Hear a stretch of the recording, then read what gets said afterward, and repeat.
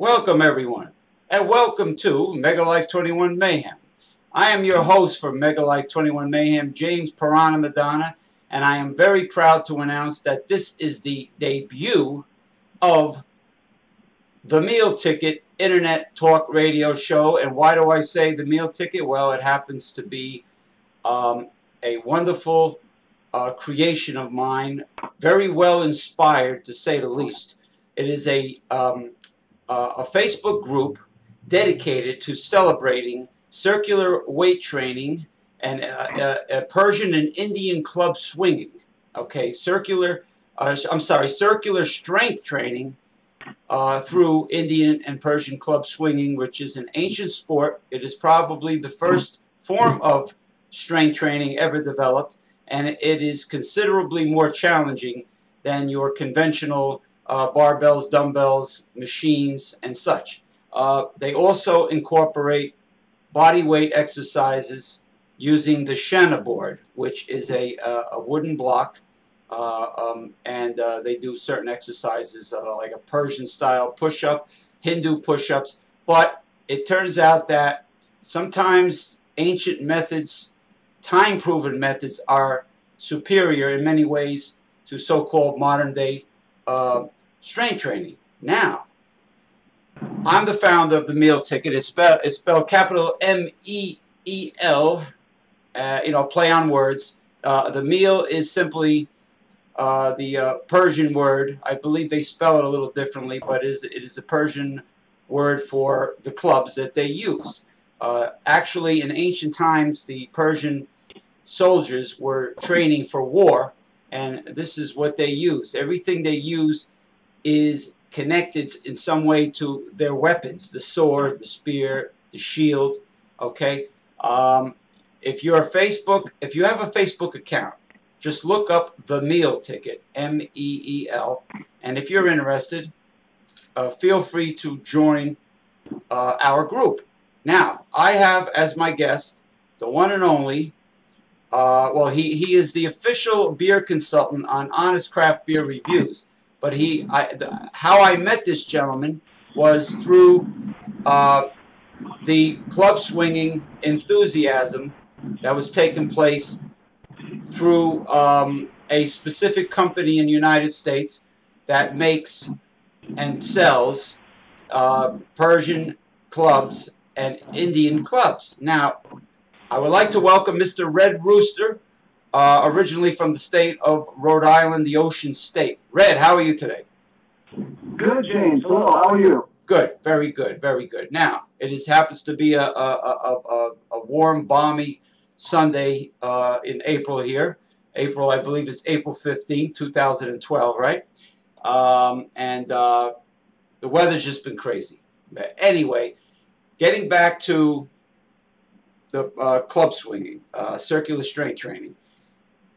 Red Rooster and myself, okay, we started out, of course, with the inspiration of Hall of Fame legend, the Iron Sheik, who, when I was a kid, I originally saw the Iron Sheik swinging the clubs in the ring, and I'm sure you did too, Red. Yeah, absolutely. I mean, that's what got me interested in it to begin with, because I saw the meals when he used to do his routine back in the 70s and the 80s, and it was always fascinating to me. I always said to myself, where can I get a set of those things? Yes, I was really fascinated with it, and of course he made it seem effortless, he used to crack me up all the time with his promos, and the way he mispronounced words, perhaps on purpose. And he did fantastic promos in wrestling, and he was in reality a true shooter, the Iron Sheik. He could literally beat the crap out of many of the other wrestlers in real life. Now, he was in the Iranian army, and he was in the Pan Am Games. He's a gold medal winner representing Iran in wrestling. And I happen to know his closest friend that was in the army with him in Iran, and this gentleman owns an Iranian import store on Main Street in Hackensack, New Jersey, called Tehran. And he he knew him for like well over 40 years, and we got to talking. And then, of course, I met the Iron Sheik a couple times when I used to be very active in independent circuit pro wrestling. At the time, I worked for East Coast Professional Wrestling, and I met him, and he took a liking to me, you know, and I, of course, you know, I got along great with him because he knew I respected him. And other people bust his balls, but I respected him. But he was my inspiration. And, of course, after that, Red, I did some research and I studied the history of the club swinging. And when I first got my first pair of Persian Meels from a company, I'll mention it, revolutionclubs.net, Mr. Christian Darst made them, my first pair. Okay, they're the 12-pound purple clubs. He calls them the eggplant clubs. And let me tell you something, Red. I respected them immediately as soon as I picked them up and tried to swing them because they are extremely difficult to a beginner that has never picked them up before. I agree with you totally. Very deceiving, especially with the weight, because my set of meals is 11 pounds. Right. And, you know, a musclehead would look at that and say, oh, that's light as a feather. I could swing those no problem. But you have to take into consideration the science with torque. With an 11-pound meal, it's more like you're swinging about 45 to 50 pounds. Yeah. So you're going to get a tremendous workout with these meals. And you can't just pick them up and swing them because you will hurt yourself for sure. There is technique involved. There is strength involved. There's endurance involved. It gives you a core workout. Strengthens your arms, your hands, your shoulders. I mean, you would not believe the workout you get with these meals. Absolutely. Torque, leverage. Scott Sonnen said, you know, the founder of Club Bells, and that's another talk show because I can't see putting a U.S. patent on an ancient form of exercise, but he managed to do it. Club Bells. I had a pair. I couldn't get a good grip on them. Honestly, it has that crinkled steel finish, you know, that they call the crinkle coat, so you can grip it better. But my hands kept on sliding down the handles, so I couldn't really use the Club Bells. But anyway, Scott Sonnen had made a statement. He said that a 15-pound club has the equivalency in power to a 75-pound dumbbell or a 54-pound kettlebell because of torque, because the weight is on the opposite end and your hand is on the opposite end of where the weight is distributed. You know, and it is very true. It is extremely difficult and it requires your entire body, the coordination, the balance, the strength, the endurance, like you said. The whole body gets into it when you do the swing. And you gotta control it a lot more than a dumbbell or a barbell, and otherwise you hit yourself on the head or you hurt your shoulder, you know. And circular strength training means just the way it sounds. Your shoulders are very susceptible to injury, and they move in a circular fashion. And the club swinging more closely resembles everyday human function of the body, as opposed to the one-dimensional linear movement of a barbell, dumbbell, or machine. So what's your take on all this, Red? Well, I agree with what you just said, and I'm 100% converted to circular weight training, circular strength training. I don't think I would ever go back to traditional dumbbells, barbells again for the very reasons you mentioned. It's so much more of a complete workout. It's a three-dimensional workout. And you're working muscle groups that you don't even think you're working because, again, you're standing routines and, you know, the motion involved and the swings themselves, like I said, they are not something that you can master right away. Like you said with yours, I pulled them out of the box and picked them up, and my first reaction was, wow, how heavy these things are, you know? Yeah, I said, holy shit, as soon as I tried to hoist them up. Right. Oh man.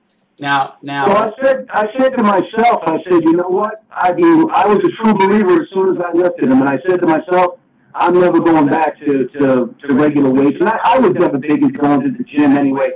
I mean, I always lifted a lot of, weights. I could lift very heavy, but it's like, this for me was just an eye opener. Oh, absolutely. I was a personal trainer and nutritional consultant since 1995. I worked in Gold's Gym, Bally's. I mean, I worked in these places as a personal trainer, and I just got sick and tired of especially at the beginning of the week, the gym was so crowded, and you got all these people going there using the gymnasium as a glorified pickup joint, and they weren't even working out. They were too busy flirting with each other, men and women. Women would come in with gobs of makeup and eyeshadow and lipstick and friggin' earrings, and people would goof around. But then you had dedicated people who trained, and they usually they dressed like a bum because they were there to work out hard. But the attitudes and the ego, and you got the jacked up juice head Guidos with their attitude. You know what? And then people would say, "Hey, how much longer are you going to be on that machine?" And I would say, "Hey, my client just started," and they're standing there, staring you down, and waiting for you to get off. I'm like, you know what? This is bullshit. But who needs that? Yeah. I mean, granted. I mean, everybody pays the friggin' overpriced rip-off membership to go to a gym, but the point is, be courteous, man. Be courteous. If somebody says they just got the machine, let them finish. But this is the environment of a health club. I like the peace and solitude. You see, a lot of people, Red, can't work out by themselves. A lot of people require to be in a group. They need to get babysitted, like when Richard Simmons used to hold people by the hand, obese people, and I feel your pain and cry. You know what? I don't need that. I could always work out by myself, and whether I put on the right music or what, I can always discipline myself to work out alone. And I'm sure, I have a feeling you're the same way. Yeah, exactly. I've always been better off working out by myself. I mean, I was never, like I said, I was staying in pretty good condition, and drinking beer, you have to, because you're going to get fat if you don't. So yeah. I've slacked off a little the older I've gotten, but, I've never been, what I would say, out of condition. I've always been pretty strong, and the meals have certainly helped me in the last couple of years to maintain. Well, yeah, go ahead. I'm sorry. And for me, it's always been pretty much, I'm not doing it to get ripped and all that kind of nonsense. I just do it to maintain strength and build strength and stay strong. So that's why the meals are perfect for me versus the Indian style clubs, which Revolution Clubs seems to have more of a business with them and not so much with the meals. And that's a shame, because for me, the meals, I like the Indian clubs. I might try them in the future, but I would rather work out with the meals, and I would rather get more choices with the meals, but they're very limited and they're hard to get, so I don't know what we're going to do about that. Hopefully. We were talking about the British-style Indian clubs. Now, I have a pair. Because they were given to me. Christian Darce sent me a pair. And they're 2-pounders, and I think the Indian clubs are great for a warm-up. They're great for endurance, aerobic workouts. But as far as strength training, you would have to use the heaviest of the British-style Indian clubs, like let's say a pair of 10-pound clubs, in order to get strength training from them. They're different. They feel different in your hand naturally because they're not as long. They're much shorter than the Persian meals, so there is less torque involved. But you can swing them in different, there's more various configurations in which you can swing them because they are shorter. Some of them are very attractive, like the antique style Indian clubs owned by Mr. Izzy Barish and Paul You know, I can't. Yeah, Paul from Western Australia. That right, I know who you mean. Yeah, they are both members of the meal ticket. Now, it's a beautiful hourglass shape, and Christian Dar says that he told me one time he likes the British style clubs because they look sexy. Now I'm thinking to myself, with my warped sense of humor, I'm thinking to myself, gee, I hope somebody doesn't consider them too sexy and uses the handle as a damn dildo or something. You could put a plastic shopping bag or on it and freaking sit on it, you know, ride it. But you know, this is Internet Talk Radio, right? We can say anything we want, but FCC and corporate free.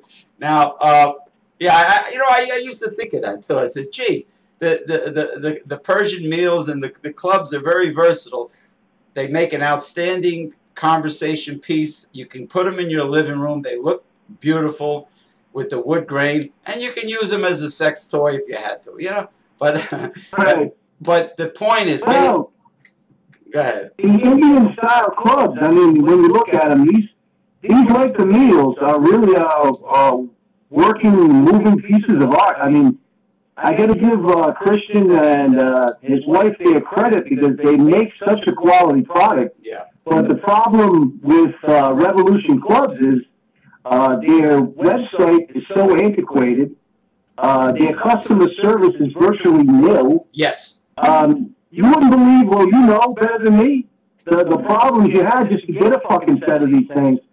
So I can't understand why they do business the way they do, other than the fact that they have another business is where they make these ancient wooden swords. Yeah. And the club business is, for them, an afterthought. It's a way for them to get rid of wood that they would have used as scraps. So it's a shame because they could have themselves a very lucrative business with Indian clubs and meals. Yes. And the meals are the ones that are really lacking. I mean, there's not enough producers of these meals because if we could get these meals to a wider audience, I can't see how anyone who's into kind of weight training and keeping in shape would not want to use these things because once you use these, like I said, for me, I'll never go back to traditional weight again. Yes. Yeah. Well, Christian and Natasha Dars, their business, their primary business, like you said, is making these medieval wooden swords for mock fighting.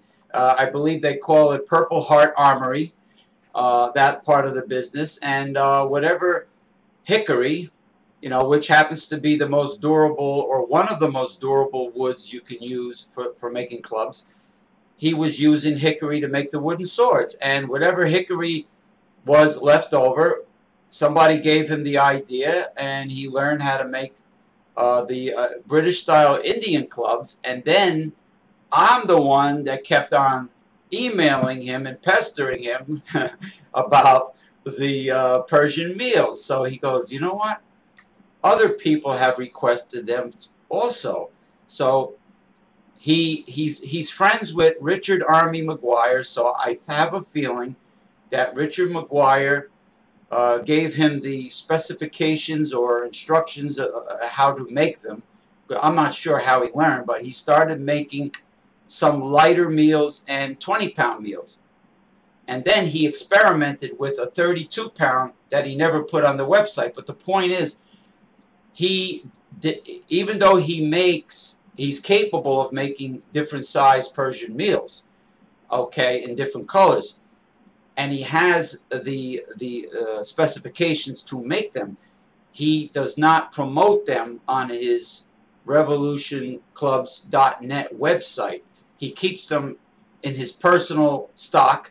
He has the photos in his personal possession, but he chooses not to promote them on the website for some reason. And I told him, I said, the meals are the original ancient clubs. They have a greater historic value than the British-style clubs. And then he would tell me, well, you know, wood is expensive, and it costs me X amount of dollars to get the raw material to make a pair of meal, because granted, you do lose a lot of wood when you make the clubs. But I said to him, Christian, being that you receive the money in full through debit or credit card. You get the full price of the meals plus shipping and handling. So when somebody orders a pair of, let's say they want a pair of 20-pound meals, you're getting the full amount, man. You're getting the full amount to cover your overhead, your raw material costs, allowing you to make a decent profit, plus the cost of the UPS ground shipping and handling. You're getting the whole amount in full. So where's the problem if the person is giving you the whole amount? You're not losing anything. And I just told him, make them to order. Don't keep it inventory collecting dust. He says, well, yeah, that's where I want to bring this. But people complain when it takes too long for them to get their meals. I says, well, give them a time frame. You know what I mean? I mean, just give them a time frame. Put it on the website. So, of course, there's another company owned by Mr. Roger LaPointe called AtomicAthletic.com. Outstanding. Excellent. Yeah. I ordered a set of meals from Mr. LaPointe's company because I couldn't get a set that I wanted from Revolution Clubs. So I went with them. Customer service was great. Had my clubs to me in I think about a week and a half, 2 weeks. And quality product. They were a lighter club that I'd like to use for warm-ups. I got a 6-pound meal, and I've been very pleased with them. So, unfortunately for the Dawsons and Revolutionary clubs, they ain't going to lose business because they just don't seem to have the desire to make them. So, oh well. Yeah. Oh well. You know. The couple from Finland, I believe he goes by the name of Cole Dano, C-O-L-E. Yeah. They had a horrible time, a horrible experience with Revolution clubs. It took like months before I mean, Revolution clubs, they have a tendency not to return your calls and not to return your emails in a timely fashion, and they had a hard time getting the. I don't even know if he got a pair of clubs shipped overseas from Revolution. I think he did. Eventually they came, but like you said, it was a very big, long, drawn-out ordeal. And to be truthful, when I ordered mine, I ordered it through the website. I waited a week. I waited another week. I sent an email, sent another email. I waited another week, and still no club. So I finally called and got a hold of Natasha, and I said, yeah, I put in an order like almost a month ago. Just want to know what's going on. And, she was very polite, very helpful. And she said, oh, yeah, we know, we understand, we got your order. She told me something about the paint still drying on the club. So I'm like, okay. So I said, well, what do you think? She goes, we'll send them out in a couple of days. And after I called her and actually spoken to her, that's when they finally came. Well, that's what so it was almost a month process for me to get my set of meals. Yeah, I mean, they told me the same thing, Red Rooster. The paint is still drying on your clubs, which means he didn't start making them until later, which meant that possibly the man is just busy making the wooden swords. That's probably the very first thing he does on his lathe, on his machinery, is make the wooden swords, and all the clubs are secondary. Or then he had told me they had some personal financial problems they need to straighten out and stuff like that. But the point is, if you have reasons for a delay, post them on the internet and email your customers and tell them, say, look, we're having some difficulties right now. It's going to take extra long for you to get your clubs, or we need to suspend our club making in terms of the meals, or whatever. Or if you want meals, you got to put the order in far in advance and allow us a certain time frame. You got to give them a time frame. Just like the post office says, 3 to 4 business days you should get your package or whatever, your letter. I mean, the UPS ground or whatever. Same thing. Give them the time frame and tell them if there's a problem. Tell them, if he's the only one that makes them, and if he has nobody helping him, I told him, hire an intern. You know, hire some people, some Indian people or Iranians who have enthusiasm for this ancient sport. Maybe hire them as interns and have them help you out. You know, and if you're doing it by yourself. Yeah. Well, not to be the dead horse, but it just seems like the desire is not there for the clubs, especially so the Meels. I think they're making some money with the Indian clubs, but I think there's a very low demand for the Meels, to be honest, and that's why they just really don't care because. Okay, so what were we saying before we got cut off? We were talking about Revolution. Clubs and Army McGuire. And Army McGuire. Now, the enthusiasm for making the clubs, obviously with revolutionclubs.net, is not there. Even though the potential of making these clubs is enormous, but it's quite possible that there is a very low demand for the Persian meals. And it could be political, it could be racist with Americans, you know, it could be that. Yes, you know, the people that are into the Persian meals is a very small group. The enthusiasts are very small. Of course, very small as compared to Honest Craft Beer Reviews, which is huge, and Hot Dog Nation. But the Persian meals, it's a select group, and of course, every one of them that I know of was a big fan of the Iron Sheik. So I assume the Iron Sheik inspired all these people, and because he's the first one to actually introduce, in my opinion, the Persian meals to the United States. It's the Iron Sheik. I've never seen him prior to him doing that. That's right. Never. I've never seen any documentary or anyone use the Persian meals in the United States. And maybe that's the reason, James, that they're very just an unknown form of exercise. I think a lot of people just don't know about them. I don't think it's motivated by anything but that this is a very ancient form of weight training that most people have no exposure to. And it's just for the fact that in this country, maybe there's not a lot of Iranians. It's just they're in certain communities in the United States, but they're not all over the country. It just has never caught on. It's pretty much been just within the Iranian community. So I think that's the reason. People just don't know about it. Yeah, I mean, I know Richard Army McGuire told me Los Angeles has a very large Iranian neighborhood, and he has close friends there. And he has his wood turners, and he said when he feels better, he will give me the contact information of a high-quality expert wood turner that the people from the meal ticket can contact and have custom-made meals made. Like I said before, Roger LaPointe of Atomic Athletic makes great meals. So the hope is not all lost. And Richard Army McGuire, in my opinion, is the current foremost authority on Persian and Persian meal swinging in the United States.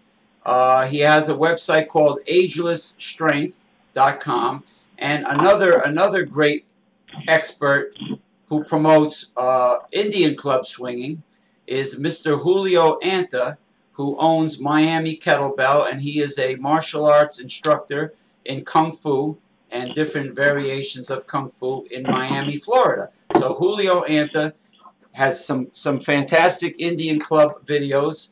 Also, Izzy Barish has some great videos as well, and of course, Paul from Western Australia has some great videos on YouTube.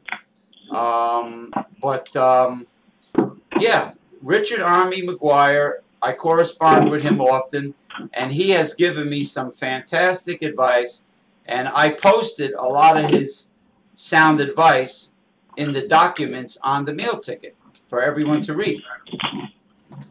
You know, but right now he's recovering from a detached retina surgery, and we all wish him well. Richard Army McGuire, get well soon. And the guy is he does feats of strength, and he has many great instructional Meel swinging videos on the internet. Right. Yeah. You know, and he is the one that led me to Revolution Clubs. I, did an internet search how I could buy a pair, and then actually went to his site, Age of Strength. Yeah. And then I read up on his site, and I saw he had left a link to Revolution Clubs. Mm-hmm. So that's how I ended up getting a pair of clubs, was through Army McGuire. And of course, I've read up on him, and amazing strong man, and true believer in Persian clubs and meals, and he's really done a great job of promoting them. Right. So he's definitely been an inspiration of mine. Well, Julio Anta is the one that told me about Christian Darce and Revolution Clubs.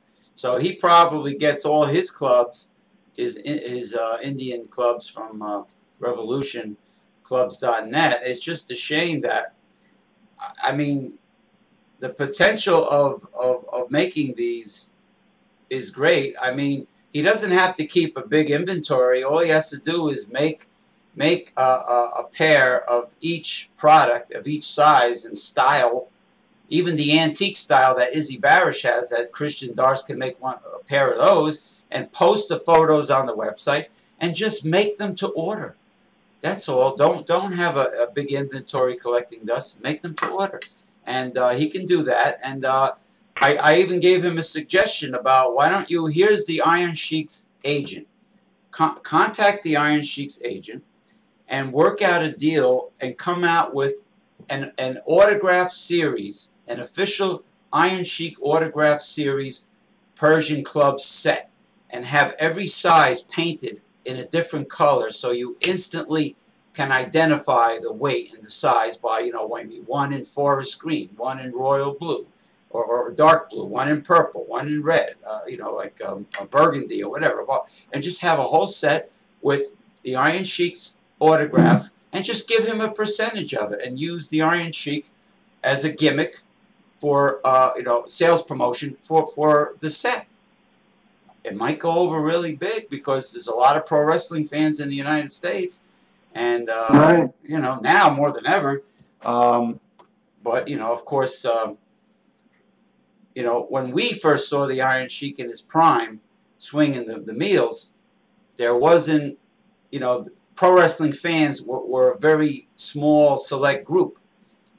So this is probably part of the reason why a lot of people don't know about the Persian Meels. And but I think it would have went over big. But what can I do? I can only suggest Red Rooster. He did not want to go with it.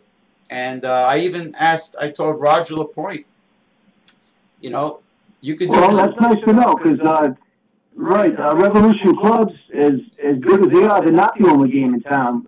If Atomic Athletic is out there, maybe Roger LaPointe would take advantage of a situation like that. Right. I know he has a number of old-school, old-style strength training equipment that he sells, and meals and clubs are one of them. And I don't know who he uses to make his clubs, but the set of clubs that I've got from Atomic Athletic are outstanding. So yeah. I'll have no problem giving Atomic Athletic my business any day. Well, Christian Darce had told me one time that when he makes his big jumbo clubs, I believe when he made the 32-pound Persian Meels, that you have to start out with like 100 pounds of hickory. Of course, yes. Yeah, just to whittle down to like the 32-pound Persian Meels. So people have to understand, and Richard McGuire explained this to me. People have to understand exactly what is involved with making these clubs. The wood is not cheap, and then you take a loss, and then when you get the finished product, it has to look good, and you have to smooth it down. It's got to be ideal. It's got to be nice looking, smooth, and then you polyurethane, or you stain it, and or whatever, varnish stain, or you just paint it. And it's a craft. It's an ancient traditional craft. The overhead is high, and therefore, and the labor is you know, you don't you don't bang out these clubs like you're making Belgian waffles on a waffle iron. I mean, it takes hours. And that's a good point that you make, James. And I'm sorry to interrupt you, but I wanted to say that people need to realize with railroad clubs, these clubs are one solid piece. I mean, they're basically like a giant baseball bat made out of solid hickory. They're not like 2 or 3 different pieces screwed together or glued together. It is one solid piece. I mean, these meals will literally last you a lifetime. They'll outlive you, actually. Yeah, generations. If you take care of them for generations, and you know, gripping the wood, gripping the natural wood of a wooden club is much better than that special patented crinkle coat that Scott Sonnen has on his club bells. Way better. There's something about the wood, even though it's smooth wood, I can grip it. My hand does not slide. My hand does not slide up and down, and it is a costly process, and they do take a loss, and that's why these clubs are expensive.